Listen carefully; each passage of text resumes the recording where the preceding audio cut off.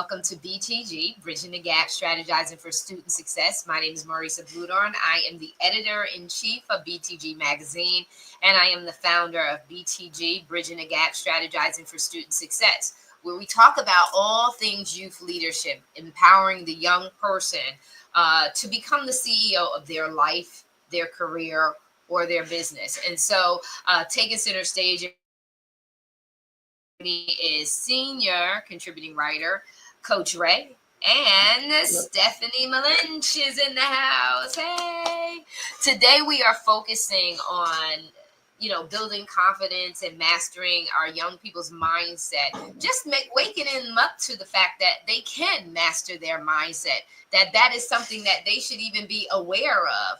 I know that oftentimes we talk about the conversations that are being held with our young people and how some of these are overlooked, not intentionally, but just because we're not thinking about connecting it with our younger generation, being conscious, mindfulness, right? And the more that a young person is empowered through self-awareness, the more that they are likely to be more successful in navigating through this thing called life. And Coach Ray, I already know you're sitting on the edge of your seat, ready to dive into the topic as always. And so I'm gonna yield myself to you because you're in the room, right? Where it's happening. And so Coach Ray, lead us on. Talk to us about mindset and how it relates to building up confidence in our young people. Yeah, I love this topic right here. You already know. Mindset is everything, and unfortunately, these young people don't understand the significance of having the right mindset when moving forward to their goals. A lot of their mindsets are focused on and based on what everybody else assumes and how everybody else wants them to be portrayed.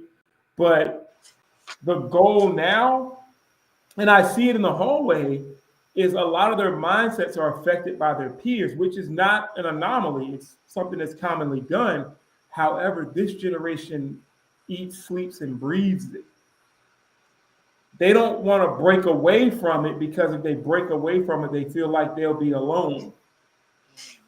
And so what I do as in my position and even things that I do outside of the school when I coach, outside coaching for kids, I do mindset shift.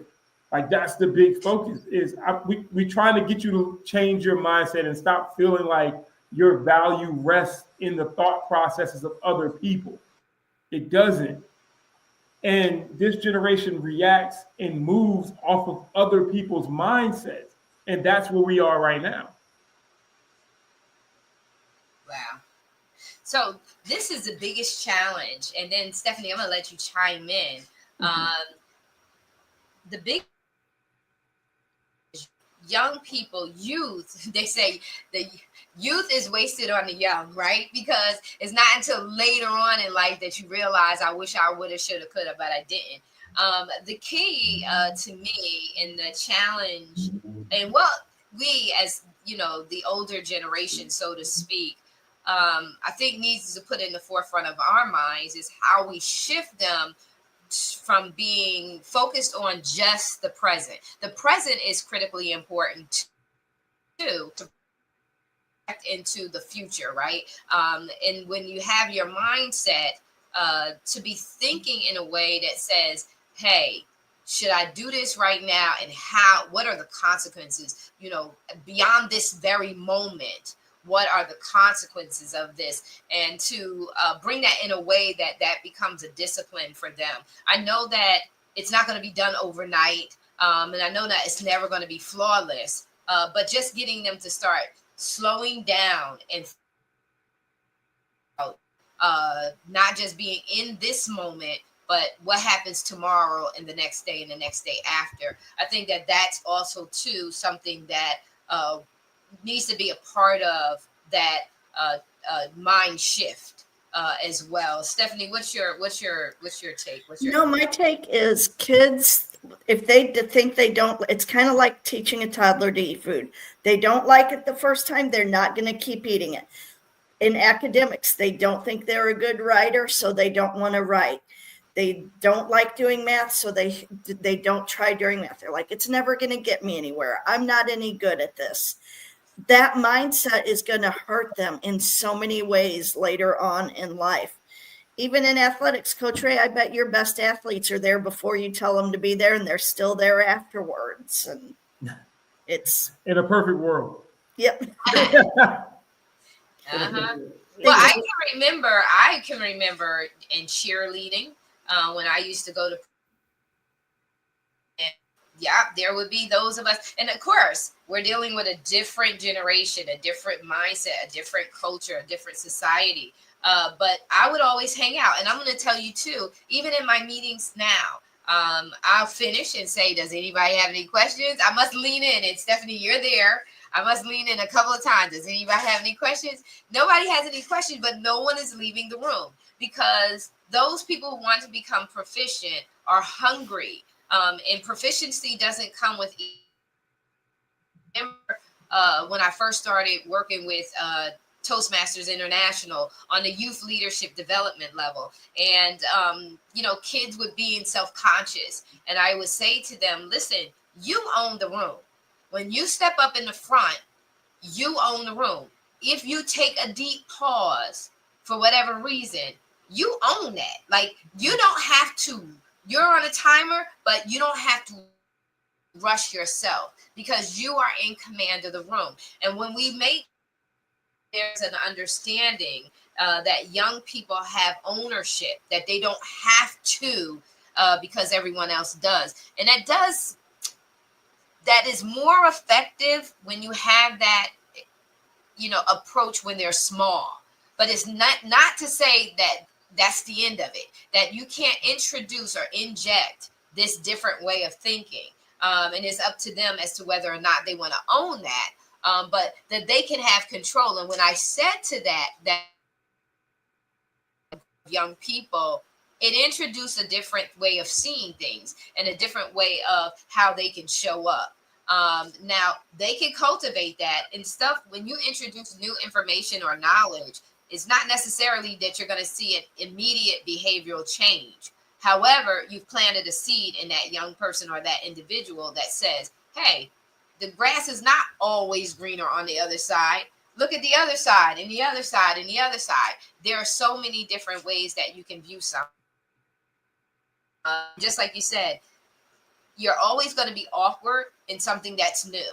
Proficiency doesn't come without practice. And so you have to stay the course. And as adults or coaches, anyone that has any kind of leadership capacity with young people has to not allow them to so quickly walk away from things.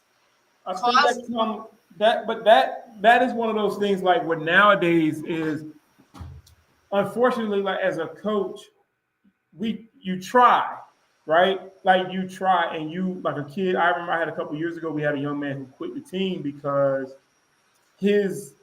he felt entitled to the starting quarterback position. He got beat out.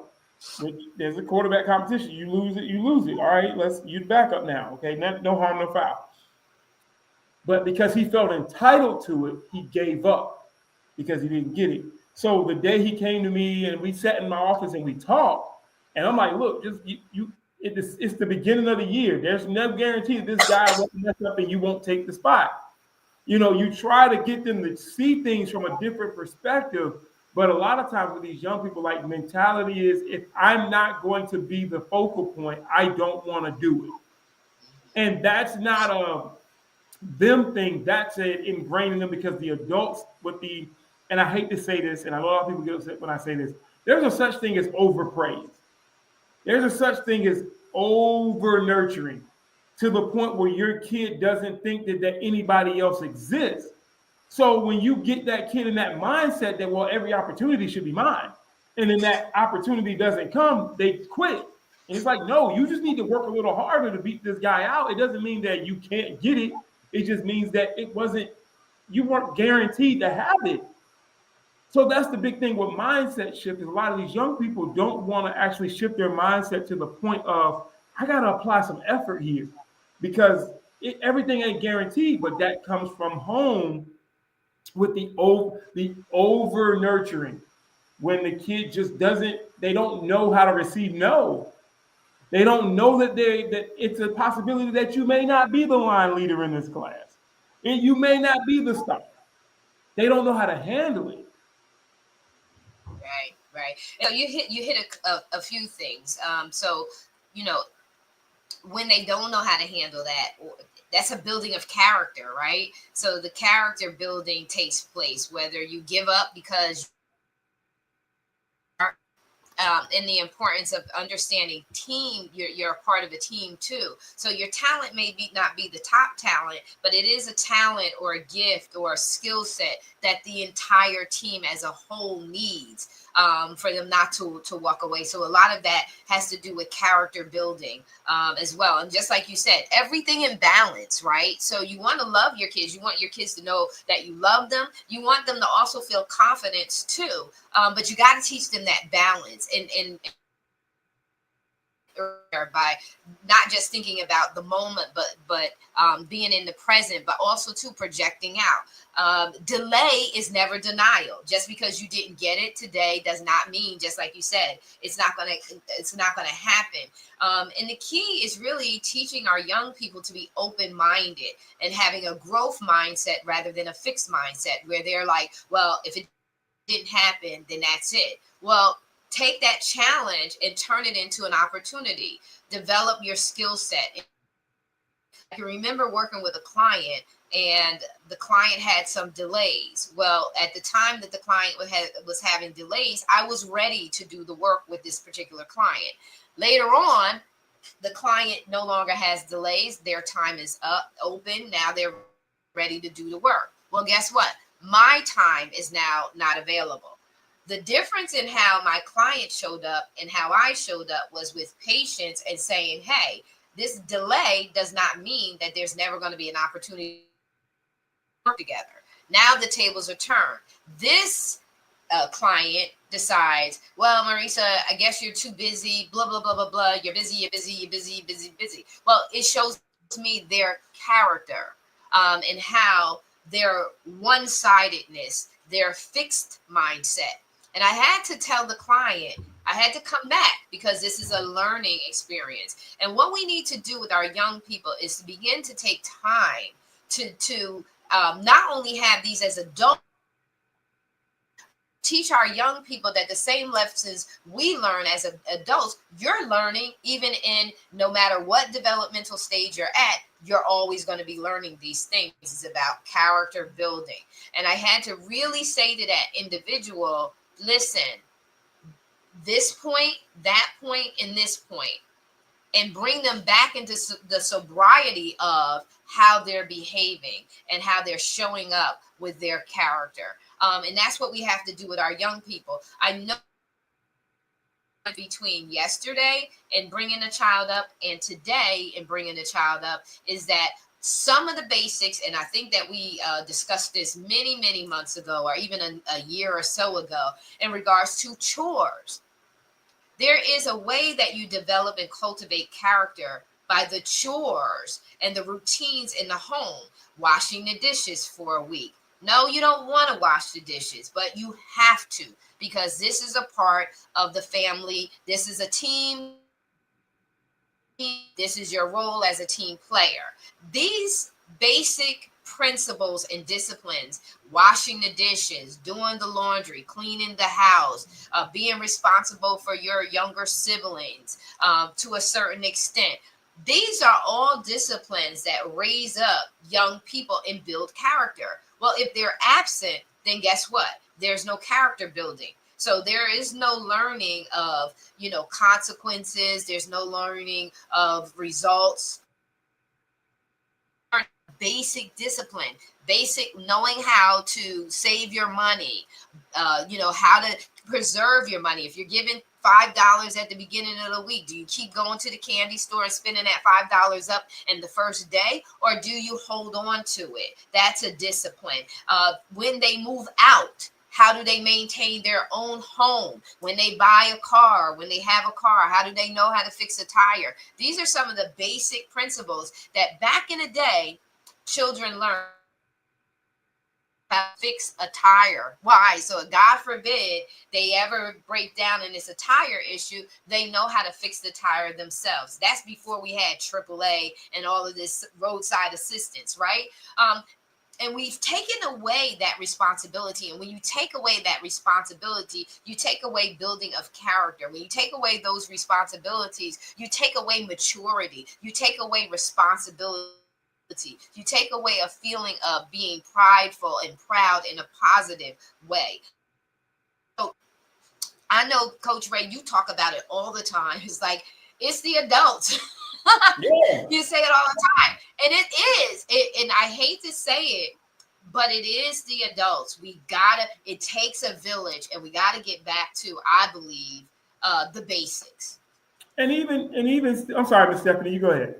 Thanks. Another thing is I feel like kids don't understand that failure is not permanent. Failure is temporary. You may be in the wrong place at the wrong time. It may be the wrong season or whatever. You may need more years of growing up before you can do something. But just because you fail at something once, kids are like, oh, I'm doomed. And then that gets in their head and they think they're worthless. And then they do things they shouldn't do. And those are extremes. So we have to be careful of allowing our kids to get into extremes, because there's a root that takes place inside of them. It's like, I'm never going to do that again. Well, you can't say that, because there may be an opportunity, and now you got to eat those words because you said you never do it. And now you feel like, oh God, I can't, because now it's pride. I don't want to do it because I said I wasn't going to do it, and all these other things. So we want to make sure that it's a double-edged sword. We want to build their confidence, but we don't want to add to arrogance. We want them to be humble, but we also want them to be secure in knowing who they are. And so I agree. This strong balance in that, because I think that what's happening is, because they're young and they have the lack of maturity and lack of experience, it's manifesting as arrogance. It's manifesting as pride. And they don't understand it because they've not been around long enough to understand it, nor has anyone have the conversation with them so that they understand where this is coming from. But extremes are and when you do extremes, you're making a vow, and you don't want to make those kind of vows because it's very difficult morally later on, because now you're beholden to it. If anyone heard you say it, you're beholden to it. And that's another thing about young people, just like you saw peer pressure. If they said it, then now their friends are going to hold them to it, right? So we want to make sure that we teach them about extreme and an opportunity to take failure is not a bad thing, because you don't want to. You know how your gift will make room for you, but if your character ain't right, you won't stay there. So you don't want to go before you're ready either, right? So sometimes failing is in our best interest to make sure that we're properly prepared for something. So I believe that it's so important for us to understand words, afraid to use words that may be in society viewed negatively, which they're not negative. They're meaning that you're either not ready or that the opportunity is not for you at this time, for whatever those reasons are. But to take that challenge and say, hey, well, you know what? I'm going to work harder the next time. And sometimes it means even the next time, and maybe even the next time. And what may be involved here is character remaining intact, so that when you get the opportunity and it's presented to you and that door is open, that you're humble and that you receive it well and you handle it with respect at that time. So yeah, mindset shift, doing that mindset work is critically important, and it is designed to build confidence and self-awareness. And it's never too early to start teaching kids about affirmations and posting words that are always in their mind. It's like teachers are great at putting affirmations in their classroom, but these kids need affirmations in their bedrooms. They need affirmations in the kitchen. They need to see their parents affirming themselves. And another thing with words and with maturity and everything, with Valentine's Day coming up, it's okay for guys to tell a girl how he feels. It's okay to write a love poem or to say how you feel. It does not mean you're weak as a man to tell someone how you feel. It's not. And you know what else too with the affirmation part? It's nice that it's on the wall. It's nice that it's up. But we have pictures up in our homes and everything else that we walk by every day and forget that they're even there. In the classroom and at home, it should be important and valued to discuss the affirmation. What does that mean? What does that mean? How do you see that? How do you feel when you say it? Are you owning what you're saying in this affirmation, or are you saying it real quick? What's the deep meaning to you?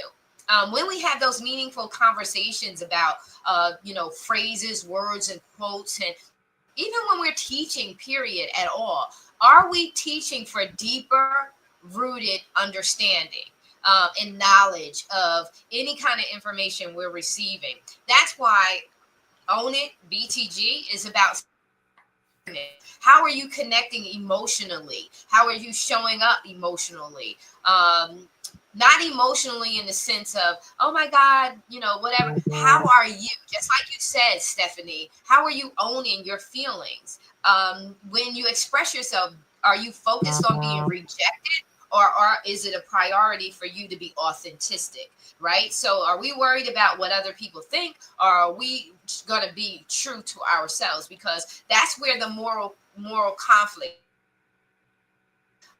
anxiety comes from. Anxiety comes from a place where you are behaving one way when you believe another way. And so we want to make sure that we're teaching them to behave the way that they truly, wholeheartedly feel. Not the way that they're compromising and fitting in. And it takes a lot to undo that. But when we start speaking to them from our own authenticity and your own passion and heart's drive, Yeah, I think that it show has. up. Oh, sorry. I'm sorry. I didn't know you were still talking. I No, think go you ahead. have to look at it from when you are talking to these kids and you're talking to young people. First thing, and one of the things that I love to do is find out what they want out of life. Because some of them don't have direction because nobody's actually sat them down and said, "Hey, what do you want? Like, Because what are the you adults don't know. right?" The And adults don't know for themselves. so I always ask, like, "What are your goals? Like, give me your top 3 goals, and then cool. After I get that, let's figure out how we can achieve the shortest distance. The one that has the shortest distance first. What do we need to do? How do we expand that and break that down to where you can get there?" And I think once we solidify the direction, the mindset is easy to shape and mold when they see it starts working. Because they have to see it. They got to trust that what you're saying is going to work. Right. So before we, above all anything else, they have to trust that what we say actually has validity to it. And that's that's why you give them the little things to trust you in.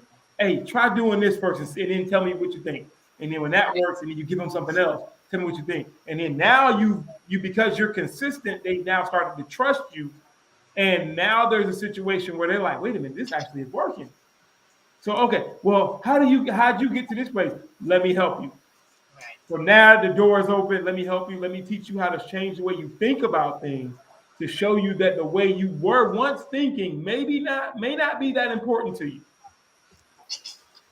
Mm-hmm. And ask them what do you see your life looking like? Start asking those questions that we think are for adults. Start asking them for the young people, because you don't want to be an adult and then start looking around and say, what do I want to do with my life? You want to, as long as you have a connection with young people, is to always ask them what it is that they want to do with their lives. You know how in the talk about prepping for your future. Is like provoking them to think about, you don't have to wait to get an internship. If you see some professionals, if there's a professional, industry or field that you're looking at as a teen, as a young person, and even if you have access to it earlier, if you could shadow someone, if you could sit in a doctor's office or in an attorney's firm, if you can sit in a courtroom, take away the dis-ease. Courtroom. You don't have to be in a courtroom because there's some violation that's taking place. You could be in the courtroom as long as it's legal and you have access to it, so that you can see a hearing, so that you can get familiar with what real life professional profiles really look like. Sit in a dentistry's office, see if you can shadow something, because if you say to a young person, what do you want with your future, and they have no idea the different occupation.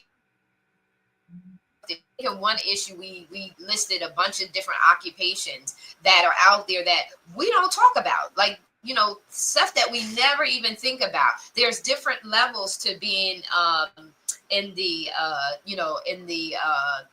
dental industry, right? There's different aspects of how you can show up. There's different aspects of how you can show up in the medical field, in the insurance field, even in sports. You don't necessarily have to be, a can actually be someone who does a radio show. There's so many different opportunities. But if a young person is questioned about what it is that they want in their life, and they have no idea, they don't have a menu to select from to even begin to cultivate an idea or a vision for a future, then we're talking to them, like in the abyss.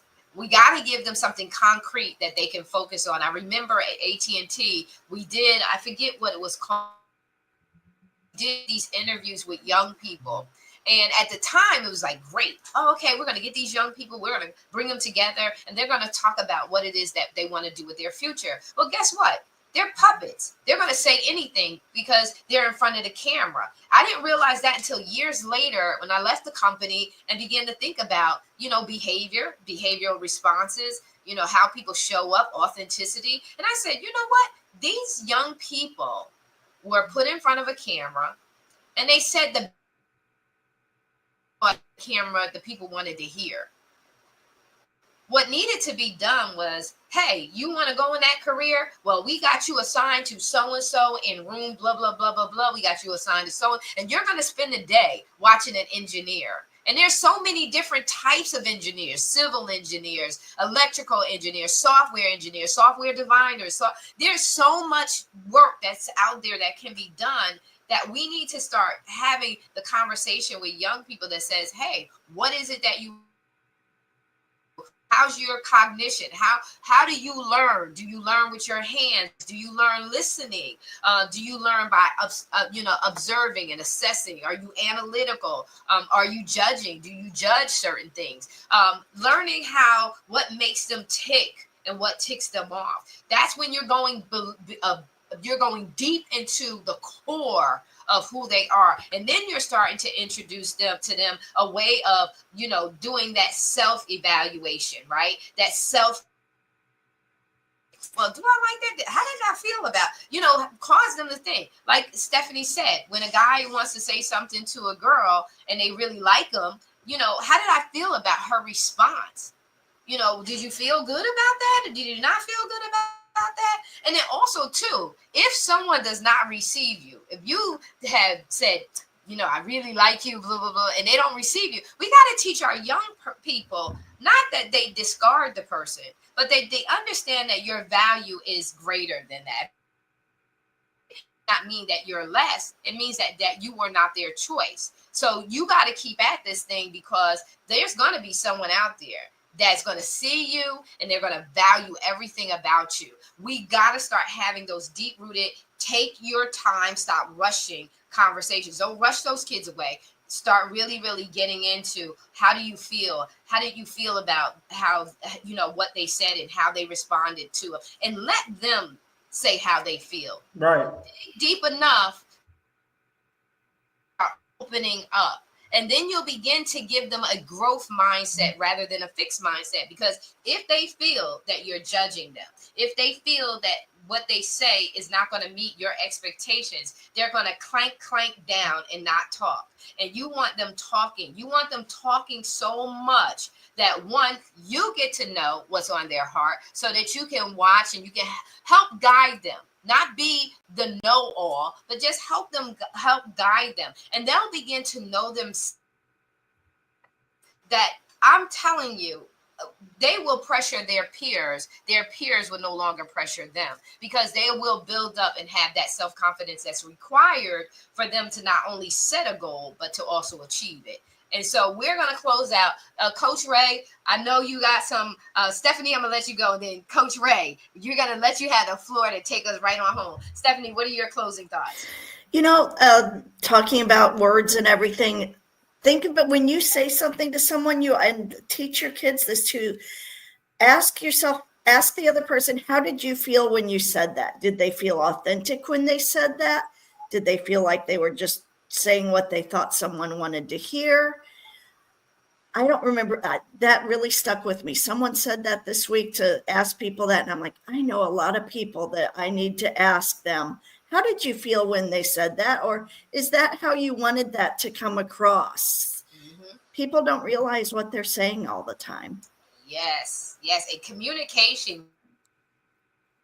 You can either offend or you can influence. So, Coach Ray? At the end of the day, when we're talking about the mindset of a kid, we got to remember that they're still kids, and the expectations for them to have the sharpest mindset at the ages that we want them to have it is counterproductive to our roles as adults. Our roles as adults should be to shape and mold them so they have a strong mindset when they need it later. So we have to get out of, and I'm not, this is not us, because us three, we understand. But as adults, we have to look at it from the perspective of they're still learning.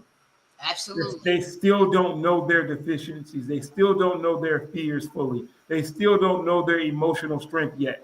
So when we're trying to get them to realize the potential that they don't know they have yet, we got to exhibit a lot of grace. We got to exhibit a lot of patience to get them to where we need them at. So I say that, and I end with this: have a little patience with the kids, because a lot of their mindsets have been shaped by what they've seen and not what they know. Yeah. You're so right. That's why I said you got to slow down. Stop having quick conversations. Don't brush them off. Make sure that you're available to them. Like I said, my kids are 37 and 32. So I have been down the road, and my grandchild is 14. She'll be 15 this year. And so when I said come to a place of being seasoned and knowing that you have to slow down and let kids have your time and your attention so that they are able to cultivate that mindset and begin to shift it. You got to be able to do that time. We got to make ourselves available to our young people. And so this has been really, really, really good.